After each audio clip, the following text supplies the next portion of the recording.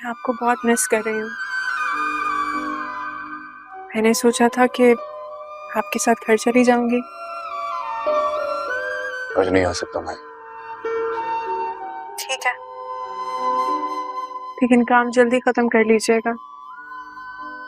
मैं फोन रखता हूँ, बाद में बात करूंगा। अच्छा सुने तो,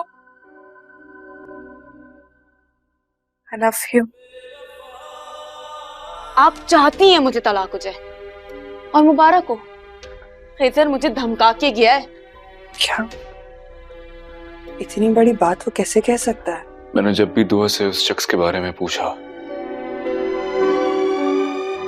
ये उसे अंजाम तक पहुंचाने का सोचा। दुआ ने यह कहकर मामला टाल दिया कि वो अपने माजी के बारे में कोई बात नहीं करना चाहते।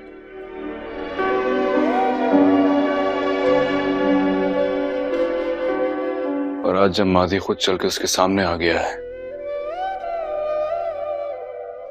तो गलत बयानी कर रही है मुझसे। शर्म नहीं आ रही उसे। इससे तो साफ जाहिर है कि वो हमेशा से सरफराज को बचा रहे थे। आता तो मैं यहाँ रहूंगा और मुझे कोई रोक नहीं सकता।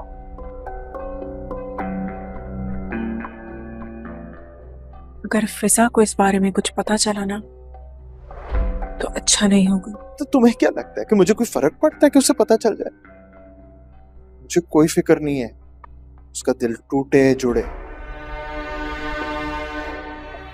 क्या चाहते हो तुम? चाहता तो मैं तुम्हें